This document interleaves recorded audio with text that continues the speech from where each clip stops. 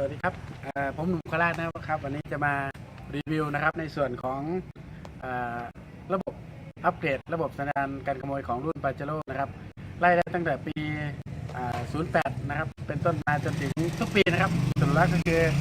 เรามาใช้งานได้ทุกปีนะครับว่าเราจะใช้ร่วมกันได้หมดทุกปีนะครับอันนี้รีโมทนะครับก็จะเป็น2แบบนะครับรีโมทมี2อันนะครับมี2อันนะครับมี2อันนะครับรีโมทมี2อันนะครับ2ตัวนะครับอันนี้ก็จะมีตามิตซูบิชินะครับสวยนะครับสวยงามนะครับคล้ายๆ Fortuner นะครับถ้าดูแล้วนะครับส่วนตัวที่จะมารีวิววันนี้ครับมันก็จะมีฟังก์ชันหลากหลายมากมายนะครับฟังก์ชันย่อยๆก็จะมีทั้งหมด28ฟังก์ชันเลยนะครับแต่ว่าเราจะเอาย่อๆก็แล้วกันนะครับก็จะมีพุชสตาร์ทเดี๋ยวเราไปดูกันที่รถสักครู่นะครับค่อยไปดูนะครับก็จะมีระบบรีโมทนะครับเราจะถือรีโมทไว้ที่ตัวเรานะครับถือรีโมทไว้ที่ตัวเราแล้วก็เดินไปหารถก็จะเปิดนะครับเวลาเราเดินห่างรถประมาณ 3-5 เมตรรถก็จะล็อกของเรานะครับจะเป็นออโต้ล็อกนะครับตรงนี้จะเป็นออโต้ล็อกนะครับเพราะฉะนั้นแล้วอาจจะเสียงรบกวนนิดหนึ่งไม่เป็นไรนะครับเราทำไลฟ์สดกันนะครับจากนั้นก็เรามาดูว่ามันจะล็อกจริงไหมแล้วเดินไปใกล้นะครับอันนี้คือ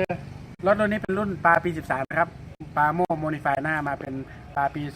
2017นะครับตัวนี้นะครับเรามาดูกันนะครับเดี๋ยวผมจะเดินไปนะครับเดินไปว่ารถจะสตาร์ทติดหรือเปล่าว่าจะเปิดล็อกไหมดูสังเกตที่กระจกนะครับแล้วก็มีไฟกระพริบด้วยนะ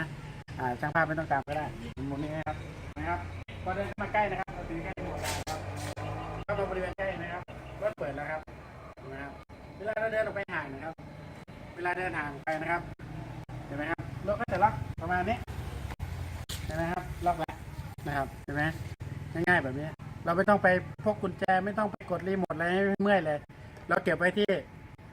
ในกระเป๋ากางเกงแล้วก็ได้เก็บไว้ในกระเป๋าเสื้อผ้าก็ได้อะไรก็ได้ในกระเป๋าพายอะไรได้หมดนะครับแต่ถ้ามันอยู่ในรถมันจะไม่ล็อกนะครับอันนี้คือฟังก์ชันเด่นๆของเขานะครับก็คือไม่ต้องใช้กุญแจนะครับแล้วมันมีฟังก์ชันอื่นที่เด่นไหมส่วนย่อยๆผมจะไม่พูดถึงนะครับที่มีทั่วไปผมจะไม่พูดถึงผมจะเอาเน้นเด่นๆเลยที่จริงมีทั้งหมด28ฟังก์ชันเลยนะครับเยอะมากนะครับเยอะมากเลยทีนี้ฟังก์ชันอีกเด่นฟังก์ชันหนึ่งนะครับก็คือคุณสามารถที่จะกดรีโมทนะครับสตาร์ทรถได้เลยสมมติว่าเรานั่งอยู่ร้านอาหารอยู่ชั้น3อะไรก็ช่างนะครับเราก็กดยิงสัญญาณมาถึงแน่นอนครับนั่งกินเนื้อย่างเกาหลีเลยก็ช่างนะครับเราสามารถที่จะยิงสัญญาณมาเพื่อสตาร์ทรถได้เลยนะครับโดยการกดแช่ที่ปุ่มที่3นะครับกดแช่ที่ปุ่มที่3นี้นะครับกดแช่ไว้3 วินาทีนะครับรถก็สตาร์ทนะครับดูนะครับเห็นไหมครับเห็นไหมครับเครื่องทำงานนะครับยินเสียงรถนะครับเครื่องทำงานแล้วอยากสต็อปได้ไหมสต็อปก็กดแช่เหมือนเดิมนะครับสต็อปเห็นไหมครับนี่สะดวกสบายเราอยากมีแอร์เย็นๆนะครับอยากเปิดแอร์เย็นฉ่ำไว้แล้วเดินมาแต่เวลาที่เราช่วงที่เราสตาร์ทเนี่ยรถไม่ได้เปิดล็อกนะครับสังเกตดูง่ายๆนะไม่ใช่ว่าเราเปิดสตาร์ทแล้วรถเราจะเปิดให้คนอื่นไปขับไปไม่ใช่นะครับมาดูใหม่นะครับเดี๋ยวผมจะลองเอารีโมทวางไว้ไกลๆนะครับแล้วผมจะเดินไปนะครับเดี๋ยวนะผมรีโมทวางแป๊บนึงผมจะไปแต่ตัวนะครับว่ารถมันล็อกไหม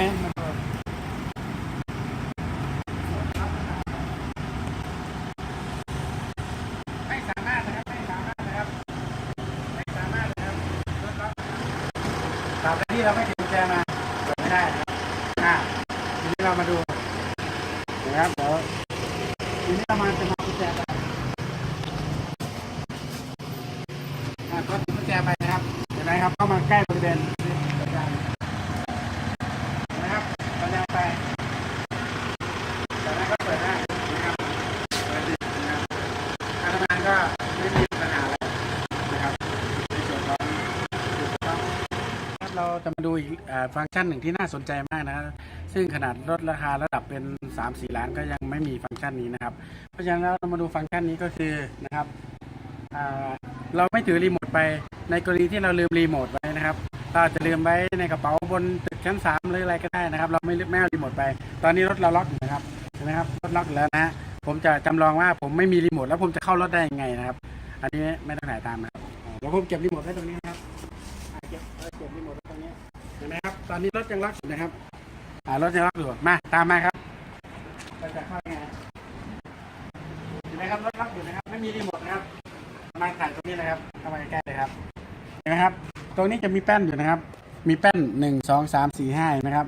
6 7 8 9นะครับแล้วก็กดรหัสนะครับอันนี้ไม่เป็นไรนะครับสมมติว่าเป็นรหัสกันแล้วกันเห็นไหมครับรถเปิดล็อกแล้วครับคือกุญแจไม่ต้องกังวลครับเราสามารถเปิดเอาแบตเตอรี่สำรองในรถได้โอเคไหมครับง่ายๆแค่นี้นะครับเวลาจะล็อกก็เหมือนกันเราก็มากดรหัสล็อกเหมือนเดิมนะครับส่วนรหัสเราสามารถเปลี่ยนตามที่เราต้องการได้นะครับมันจะมีวิธีการเปลี่ยนสอนอยู่นะครับ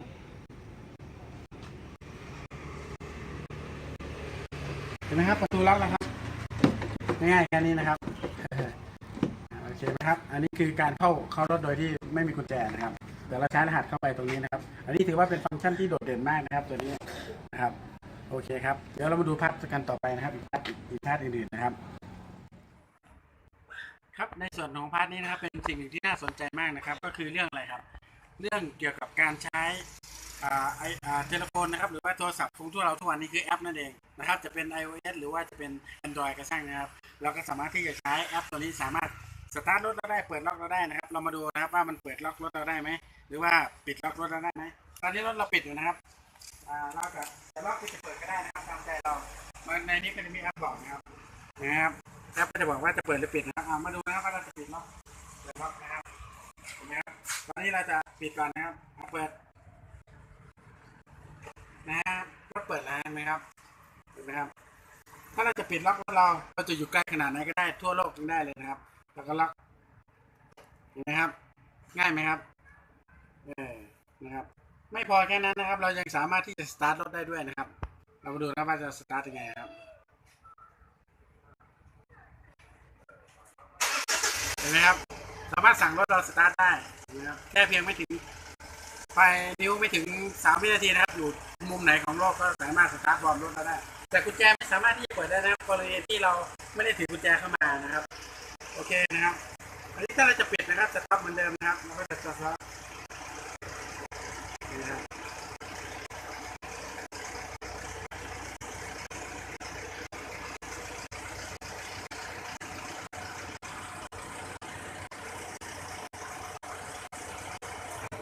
นะครับเราก็สามารถสตาร์ทได้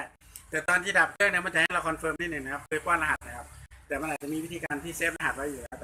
แต่ทางนี้ยังไม่ได้ดูรายละเอียด 100% นะครับเพราะฉะนั้นดีมากเลยนะครับก็คือสามารถเปิดฝาท้ายเปิดอะไรได้หมดเลยครับในแอปตัวนี้นะครับเราสามารถที่จะเชื่อมโยงมาได้หมดเลยแล้วดูจุดรถที่เราอยู่ก็ได้นะครับว่ารถเราอยู่จุดไหนนะครับเปิดไฟเปิดอะไรก็ได้หรือโทรศัพท์เข้าไปหารถได้หมดเลยนะครับฟังก์ชันมีหมดเลยนะครับไม่ได้มีแค่ฟังก์ชันตรงนี้ฟังก์ชันเดียวนะครับว่าประวัติว่ารถเราอยู่เส้นทางไหนอะไรเงี้ยมีนะมีให้ดูนะครับเพราะฉะนั้นแล้วสะดวกสบายมากเลยนะครับเหมาะสำหรับคนที่อยู่ต่างประเทศไกลๆแล้วก็สามารถกดที่จะวอร์มเครื่องรถยนต์ได้นะครับหรือว่าเราไปประชุมต่างจังหวัดไกลๆนะครับสามารถที่จะวอร์มได้เลยนะครับอันนี้ดีมากนะครับผมจะล็อกรถแล้วนะดูนะครับล็อกกดปุ่มล็อกดูกระจกนะครับเห็นไหมครับล็อกยังครับเรียบร้อยง่ายๆแค่นี้นะครับในพาร์ทนี้ก็เป็นที่น่าสนใจมากครับผมภายในจะเป็นยังไงที่เราติดตั้งกันไปแล้วนะครับผมติดได้ทุกรุ่นทุกรถนะครับผมแต่ว่าในขณะนี้เราจะโชว์ที่รถปาเจโร่ปี 13นะครับแต่ว่าได้โมดิฟายหน้าเป็นปี 17นะครับเรามาดูกันนะครับรีโมทก็อยู่ในตัวเราก็สามารถที่จะเปิดแบบธรรมดาก็ได้หรือจะเปิดแบบเดินเข้ามาหาก็ได้นะครับไม่มีปัญหานะครับในตัวนี้เรามาดูกันครับมาดูนี่ครับเวลาเรามีรีโมทเข้ามาใกล้ๆมันนะครับหรือว่าเราเปิดแล้วนะครับไฟสัญญาณมันจะรอให้เราสตาร์ทนะครับมันจะกระพริบอยู่นะครับเห็นไหมครับพอเราขึ้นมาบนรถนะครับพอเราขึ้นมาบนรถนะครับเราก็สามารถที่จะเหยียบเบรกแล้วก็สตาร์ทได้ตามปกตินะครับผมเห็นไหมครับง่ายไหมครับเวลาเราขับไปมันก็จะล็อกเองอัตโนมัติประมาณเวลาเหยียบเบรกปุ๊บก็ล็อกปั๊บเลยถ้าเราไม่เหยียบเบรกก็ประมาณ15 วินาทีก็จะล็อกทันทีครับอันนี้เห็นไหมครับปุ่มก็จะนิ่งเลยนะครับตอนนี้ไฟที่มันยังกระพริบอยู่เพราะว่าเราไม่ได้ปิดประตูถูกไหมครับแต่ถ้าเราปิดประตูปุ๊บนะครับมันก็สามารถที่จะดับนะครับไฟจะดับนะครับไฟจะดับนะครับเห็นไหมไฟกระพริบดับแล้วนะครับพอเคลื่อนตัวไปนิดนึงนะครับรถเคลื่อนตัวไปนิดนึงนะครับพอเหยียบเบรกปุ๊บนะครับมันก็จะล็อกทันทีเลยนะครับที่เสียล็อกนะครับในเบรกจะล็อกอันนี้ก็คือฟังก์ชันของเขาครับส่วนในระบบภายในอะไรก็ตัดต่อเรียบร้อยดีนะครับเห็นไหมครับสวยงามนะครับดูเรียบร้อยสวยงามมากนะครับตัวนี้สามารถกดครั้งหนึ่งเป็นไฟ AC AC1 AC2 นะครับสามารถไฟหน้าปัดไฟแอร์อะไรเงี้ยแต่พอเรากดเมื่อไหร่ปุ๊บเราเอาเท้าไปเหยียบเบรกแล้วกดนะครับมันก็เป็นสตาร์ททันทีเลยนะครับอันนี้เราจะดับให้ดูนะครับผมจะดับให้ดูนะครับก็คือปิดอันนี้มีเทอร์โบไทม์เมอร์นะครับสามารถตั้งเป็นเทอร์โบไทม์เมอร์ก็ได้นะครับใช้ร่วมกับเทอร์โบไทม์เมอร์ใช้ร่วมกับอุปกรณ์ส่วนอื่นก็ได้นะครับที่เป็นพวกสิ่งต่างๆเราหรือจะเป็นรีแบบพวงมาลัยไฟฟ้านะครับหรือว่าจะเป็นกล่องดันรางยกมีครบหมดเลยครับสามารถใช้ร่วมกันได้หมดเลยนะครับรวมทั้งประตูกระจกที่พับได้นะครับแต่ถ้าใครไม่มีก็ไม่ต้องซื้อเพิ่มนะครับทางเรามีจำหน่ายให้อยู่นะครับสำหรับกระจกตัวนี้ที่มันพับอัตโนมัตินะครับใช้ร่วมกันได้เลยตัวนี้จะปิดนะครับถ้าเหยียบเบรกนิดนึงนะครับแล้วก็ปิดนะครับกดครั้งเดียวพอปล่อยนะครับก็จะเสร็จสิ้นนะครับไม่ยากนะครับไม่ง่ายนะครับ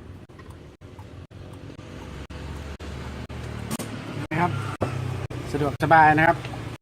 แล้วก็ระบบต่างๆเขาก็จะมีเอากระจกขึ้นอัตโนมัตินะครับเราต้องใส่กล่องออปชั่นเพิ่มนะครับปิดกระจกอัตโนมัติกดปุ่มเปิดไฟท้ายอัตโนมัติฝาท้ายนะครับอัตโนมัติใช้ได้หมดเลยนะครับตัวนี้หรือจะสั่งให้มันทำอะไรก็มีฟังก์ชันเยอะแยะเต็มไปหมดเลยนะครับเพราะฉะนั้นแล้วที่เด่นๆก็จะเท่าที่บอกไปนะครับผมนะฮะส่วนเพื่อนคนไหนอยากสงสัยอะไรก็สอบถามเข้ามาได้นะครับอันนี้เราต้องกดกุญแจออนนะครับเป็นกดครั้งที่2นะครับถึงจะกดจะขึ้นได้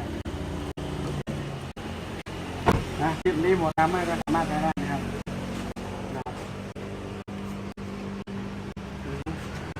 อันนี้ก็ใช้ได้เหมือนกันถ้าเราลืมรหัสลืมอะไรเรากดล็อกไม่ได้เราก็สามารถใช้ตัวเหมือนเดิมแล้วก็มาคลายที่นี่ได้นะครับ1 2 4เห็นไหมครับอันนี้มันไม่ได้ล็อกนะครับไม่ได้ล็อกไม่เป็นไรนะครับก็ขอจบรีวิวเพียงแค่นี้นะครับสำหรับรถกุญแจรีโมทนะครับสำหรับรถรุ่นนี้นะครับซึ่งฟังก์ชันเยอะจริงๆนะครับซึ่งในนี้ก็บอกไว้เยอะมากเลยแต่ภาษาที่เห็นกันง่ายๆแค่นี้พอครับขอบคุณครับตอนคืนไฟตรงนี้มันไม่แหย่ขึ้นมาเลยในความเป็นจริงนะองศามันไม่ได้แหย่มาตรงที่ว่าที่ตาเรานะครับมันคนละมุมกันเลยครับมุมตาเราอยู่มุมนี้ครับจะมองไม่เห็นส่วนไฟตัวนั้นเลยเพราะว่าไฟตัวนั้นมันจะอยู่ข้างล่างนู่นครับอยู่ใต้พวงมาลัยด้านนี้เห็นไหมครับอยู่ใต้พวงมาลัยเห็นไหมครับมันคนละส่วนกันครับซึ่งไม่ต้องกังวลว่ามันจะมากระทบกระเทือนสายตาไหมสิ่งที่มันกระทบกระเทือนมากกว่าคือจอนี่นะครับที่มันจะทำความรำคาญให้เรามากกว่านะครับผม